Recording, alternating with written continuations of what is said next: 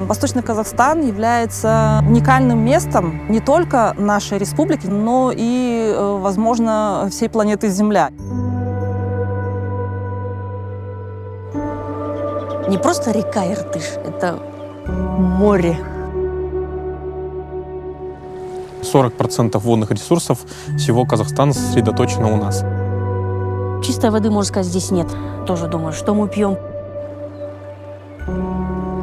Суға бару үшін бізге анау жерге бару керек, уже талай жерге бару керек. Мектептің жоғары жағына бару керек.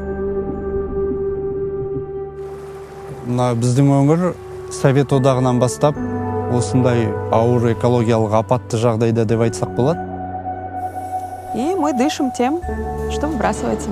Все это оседает на наших дорогах и в наших легких. Я считаю, что очень важно говорить о проблемах экологии на открытых площадках, в том числе обсуждать их в социальных сетях, а не на кухнях дома. И, конечно, мы должны заявлять о своих правах на чистый воздух.